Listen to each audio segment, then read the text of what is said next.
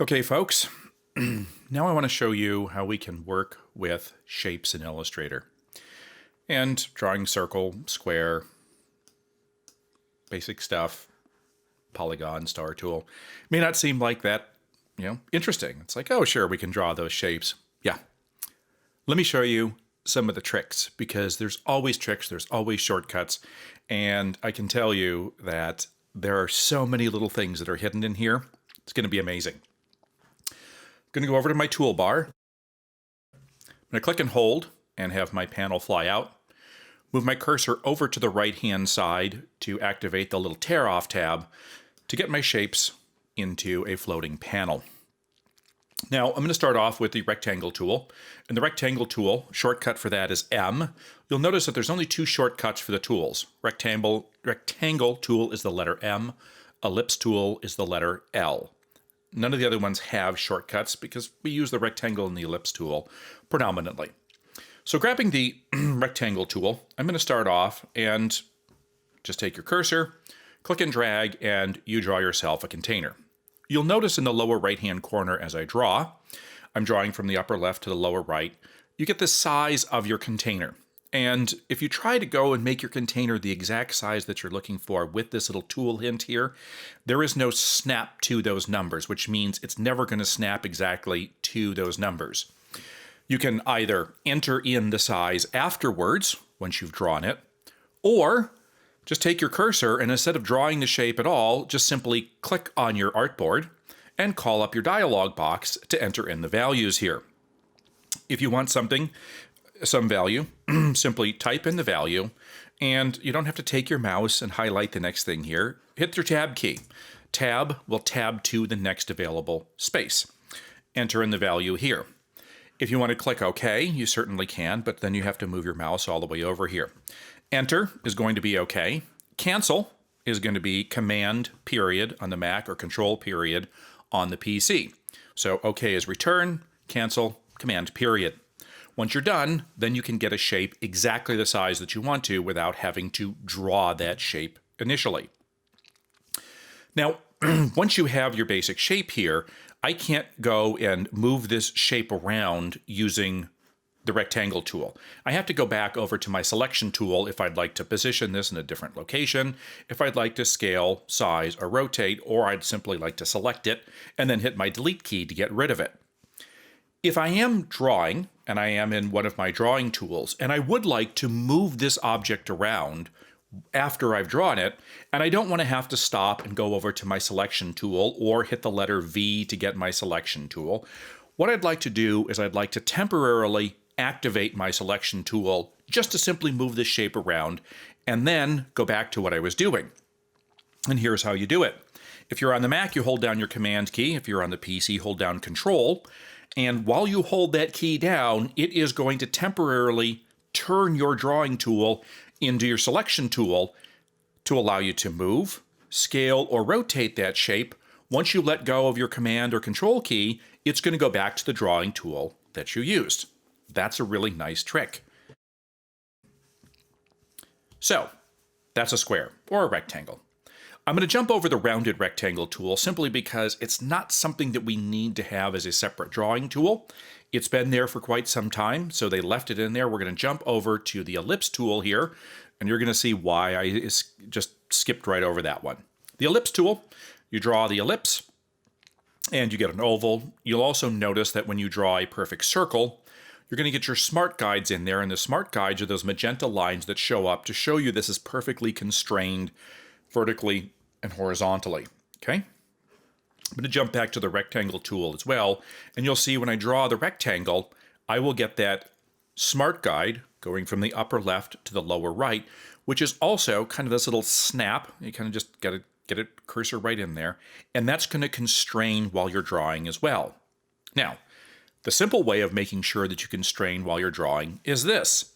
Whenever you're drawing a shape, start to draw the shape, hold down your Shift key.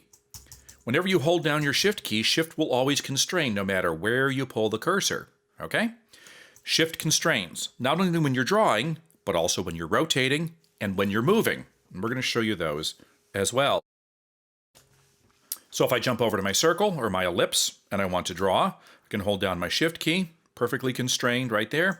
Don't hold down my Shift key. I can make it any shape that I want. Hold down Shift, then when I'm done, I let go of the mouse first, and then I let go of the Shift key. I'm going to use that great little trick with a command to go ahead and turn that into a selection tool. Select everything. I could move, scale, rotate, or delete everything all at once. Now, let's jump over to the Polygon tool. Polygon tool, when we draw with the Polygon tool always draws from the middle of the object. Unlike the rectangle and the ellipse tool, the polygon doesn't draw from the edge. You'll also notice when I'm drawing, I can make it larger and smaller from the point where I clicked, but then the sides won't necessarily be level. Fancy trick for that, hold down your Shift key, Shift constrains. Shift constrains, meaning it will go in and it'll make that bottom side flat or level. That's really nice. Don't hold down the Shift key and then you kind of keep rotating that to make that flat right there. Okay, super nice. Now, you go ahead and you draw a polygon. Well, what happens if you don't want a six-sided polygon? Well, check this out. Multiple different ways to change while you're doing this, either while you're drawing it or after you're drawing it. If I'd like to change the number of sides while I'm drawing my Polygon tool, I'm going to click and hold. Don't let go of your mouse. There are times to let go. This is not one of those times. As I'm drawing, I'm going to use my up arrow to add sides and my down arrow on my keyboard to reduce the number of sides. People have said that they really miss a triangle tool. Well, I hate to tell you folks, but a triangle is a three-sided polygon, and you have no idea how many people have been using Illustrator for years that would always manually draw their own triangles. I am not kidding, okay? So, once you use the Polygon tool, and you set it to whatever size you want, that is going to be your new default for the Polygon tool until you decide to change the number of sides. And then, whatever you've last drawn, that is your new default for the Polygon tool. Pretty simple, okay? I like that. I'm going to use my Command key to get that selection tool again to select those and delete those. Now let's go ahead and show you the Star tool. You pull the Star tool. Star tool also draws from the center as well. If you hold down your Shift key, you're going to see it constrained so that the feet are going to be level. And if you use your up arrow, you're going to add points to the star. Down arrow are going to reduce the number of points to the star. Still have my mouse held down here, haven't let go of it. If I'd like to change the length of the points, I'm going to hold down Command on the Mac, Control on the PC. I pull out from the center, you get longer points. I push into the center, I get shorter points. Again, once I've drawn my star or my burst, that's going to be my new default. Okay, however many of points I have added and how far they've come in and gone out. Nice. Okay, going to select all those and delete them. Now, I showed you how we could take the rectangle tool and simply click, call up a dialog box. I'm going to do the same thing with the ellipse. Select the ellipse tool, click on my document, it calls up, and I can simply fill in the first value, press tab, fill in the second value, hit enter. I get the shape, the size that I want. I'm going to do that with my Polygon tool. I'm going to click, and this calls up the number of sides with a polygon. Now, because the polygon draws from the center of its shape here, the radius is the distance between the center and the edge of the shape. So if you want a polygon that is 100 points wide, you're going to set it for a radius of 50 because it's going to be from the center to the outside. You can change the number of sides that you want to have, click OK, and then you get your shape. That easy. Okay, nice. Star tool, when you click with the star tool, it becomes a little bit more complicated, and I'm going to show you how this works. We have two different radius measurements in the star. What I'm going to do is set the radius 1 to 100. That is going to be from the center to the furthest tip of the star. Radius 2 is going to be from the center to the closest inset of the star. So I'm going to do 50. Click OK. So how does this work? Well, if I were to measure from the center to the outside tip, that is going to be radius 1. So from here to here is 100 points. From the center to the inside is going to be 50 points. And that's what we set up by taking the star tool, clicking, and setting up radius 1 and radius 2. If we set this back to 5 points, because people always ask me, well, how do you set it back to a normal star? Well, a normal star is 5 points. That has equal amounts of inset. So this is, well, not equal amounts, half the amount. So this is from the center to the point here is 100. From the center to the inside point is 50. If you want more of a star that looks more like a traditional star with flatter sides here, what I'm going to do is set the radius to 100, radius 1, radius 2 to 35, and that's going to give you more of a traditional looking star that people like to have. Okay? So that's how you can go ahead and set your content, not by drawing, but by taking the tool and simply clicking, calling up the dialog box, setting the parameters, and clicking OK, and then you'll get that shape exactly as you have specified. Now, because the polygon and the star tools draw from the middle, it can be a little bit confusing when you're trying to draw a circle or a square, because they don't draw from the middle. Oh, but don't they? Check this out. Rectangle tool. If you want to draw from the center here, hold down your Option or your Alt key and look what your cursor does. Hold down Option or Alt. That will allow you to draw from the center. Pretty sweet, huh?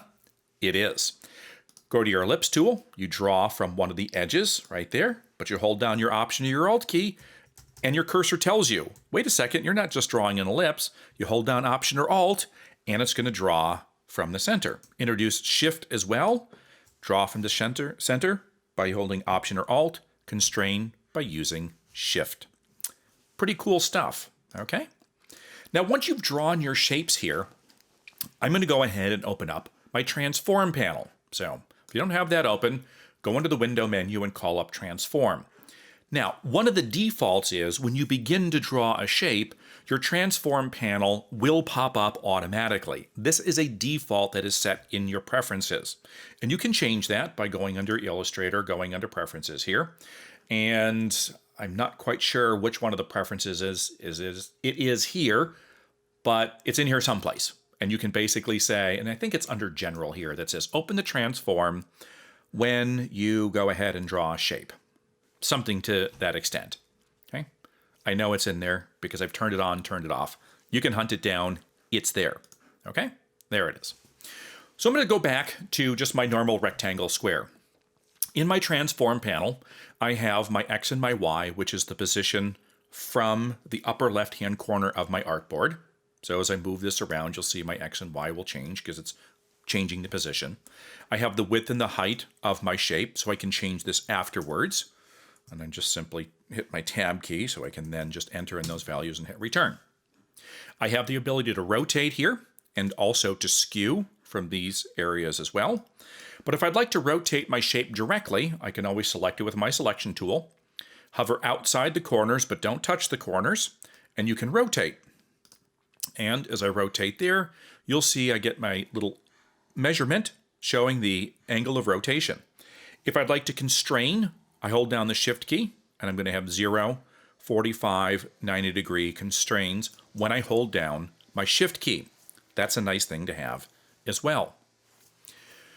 If I do the same thing with my ellipse, my Transform panel here, my width, my height, and rotating a circle doesn't do much good, but I could also skew that circle off too if I wanted to just do a slight shear on this here to get kind of an oval or something, just kind of shears it off there, okay? Of course, do my Command or Control Z to undo. So not a lot of crazy stuff with the circle, square, rectangle, ellipse.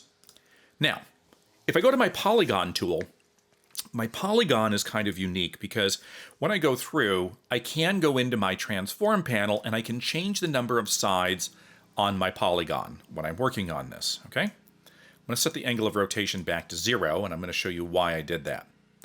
Not only can we change the number of sides using the Transform panel here, but we can also go to the upper right-hand quadrant of the polygon and click on that diamond. The little plus minus cursor shows up, and you can drag up or down and actively change the number of sides on your polygon, which could be super helpful, okay? When I go to the Star tool, guess what? It gives you nothing. There are no settings that we can get to with a Star tool. The Star tool is one and done. Once you've drawn the star, you're done. You cannot go back and change the number of sides, try to do any of that stuff, because The star tool is one and done. You call up the transform, there's no shape properties. If you want a different star, you're going to have to draw a different star. I know, it's not perfect, but I just want to let you know that's what you come up with right there.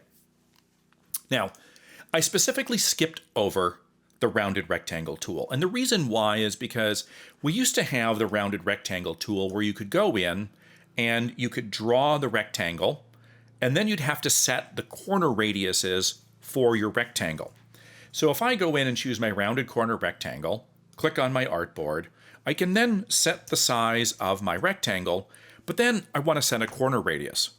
Well, who knows what a 12-point corner radius looks like? Is that big? Is that small? Remember, there's no preview button on these dialog boxes. So if I set a corner radius here of, say, 15, I don't know if that's big or small at all. I click OK, and it's like, oh, that's not the right size. Well, guess what? I've drawn my shape. That's where the transform panel comes in. What's nice here is I can now go in and I can set my corner radiuses. And by default, they are linked together based on this little link icon, which means as I go in here and I up the radius values or decrease the radius values, going up or down here, you can set that.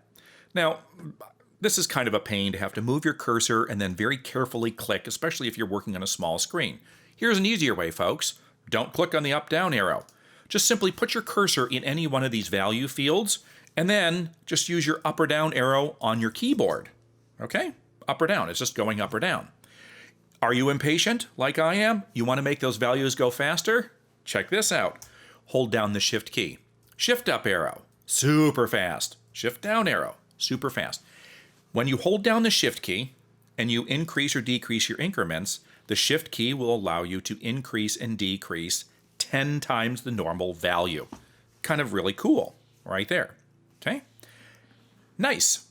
So you could take an existing rectangle here, and you could just simply go in and radius the corners here, like so. So you don't have to draw a rounded rectangle tool. It's there, and I almost never use it because I go in and I round the corners afterwards. So kind of nice to be able to do that. Now, the last tool that I didn't say anything about is the flare tool. Okay, the flare tool has been around since like disco in the 70s. And the flare tool is meant to be able to go in, so you can go in and you can put like a little lens flare on something and make it look really cool. Have I ever used this? Once, okay? Other than showing people how to do it. And I can tell you, I honestly know nothing about the parameters of the flare tool. If I were to click on the flare tool here and choose this, these are all the parameters here. I have no idea what any of this stuff means other than diameter, opacity, and brightness, okay? Again, it's something that if you want to learn about this, I know there's stuff online here, but this is definitely way back in the days when lens flare was like super cool and you wanted to put it on one of your creations or your illustrations. So that's kind of fun, okay? Now, those are our basic shapes here. Once you get your basic shapes, you're going to want to go in and you're going to want to do some other things with your basic shapes. Well, we know we can grab the Polygon tool and we can actively change the sides with our little diamond slider. Did you know that you can actually go into your circle or your ellipse here and you can actually do pie charts? Yeah, look at that. So you grab this little handle right here and you get your little Pac-Man little guy right there that allows you to simply drag the start and stop here and get the angle. Super awesome. Okay, so if you've ever tried to do just like a simple pie and try to chop a circle all apart and make that all happen, don't bother. Just go in and use your little angles here. Okay, pretty sweet way to do it. Now, you can always go into your transform property here and you can see, you grab the first handle and you can set like a certain number of degrees, 30, 45, 60, 90 degree angle here. And you can also go to the little pie flipper where this allows you to get the inverse of that piece of pie. So I could have 3/4 of the circle or 1/4 of the circle as we go. And it's like, all right, that's kind of cool. How do you get 2 pieces of the circle? Well, we're going to get you to that in a very, very, very short period of time because there's one more thing that I want to show you about shapes. we know we can select the shape and we can rotate them right here. And we can also resize them as well. And we can move them all around. And it's like, well, yeah, of course, you know, that's the easy part. But check this out. So you want to move this shape and you want to move it directly vertically or horizontally. If you move the shape here, you have the chance to move it all around. But if you hold down your Shift key while you're moving, Shift will always constrain in the direction that you pull. So I have my Shift key held down, and you'll notice I keep moving my cursor up and down, but it's not moving the shape because I have my Shift key. Let go of the Shift key and then it's all over the place. So Shift will constrain if I drag it up and down here, or at a 45-degree angle, or horizontally. That's really nice. Now, I'd like to duplicate this shape. And no, I don't do copy and then paste, because every time you copy and paste, it always puts the shape in the middle of your screen. I don't want it there. I just want to copy it right here. I'm going to use the duplicate feature. And that is holding down Option or Alt. And you can clearly see when I hold down the Option or Alt key with my selected object, I get a double set of cursors, which allows me to simply duplicate that object. Now, if I'd like to duplicate this object, I held that down too long and I zoomed out. It's one of the features. I'd like to duplicate this object, and I'd like to duplicate it perfectly in line, so I'm going to hold down my Shift key while I do that. So Option or Alt to duplicate, Shift to go ahead and keep it in line, and now I've got my perfect shapes. Oh my gosh. Option, click and drag, duplicates. Try that on everything, folks. It's amazing what you can do. And it doesn't have to just be on one shape. I can select two shapes. And by the way, when you select a shape, just go to your selection tool, shortcut V, and you can just simply click and drag over the two of them, or as multiple as you want, or click on one, Shift click on another to add them together. Hold down your Option key, click and drag, hold down Shift to constrain them. You've just duplicated them. That fast. Now, with that Option key being so awesome, what we're going to do is I'm going to go back to our little pie shape right here, go back to my transform panel, and you can see that I can flip this back and forth to get the opposite of the pie. You ready for this? Hold down your Option of your Alt key while you're going in, clicking on the little invert pie section, and you're going to get both shapes right there, folks. Two pieces of pie. You can have your pie, and you can eat it too. That's a really cool feature. Okay? So these shapes, it's not just drawing basic shapes here. There's so many other things that you can do to draw these shapes. There's all these little shortcuts and these little nuggets that we put in here to make life so much easier for you. It's all about the shortcuts, and it's all about speeding things up. Now, I haven't talked about corner widgets yet, and we're going to talk about corner widgets in another video here, because corner widgets are these little target items that you're going to see here. And they require their own video because they too have a lot of little tasty nuggets that we can do and completely and totally transform the way a shape looks. When I say completely and totally transform, yeah, completely and totally transform.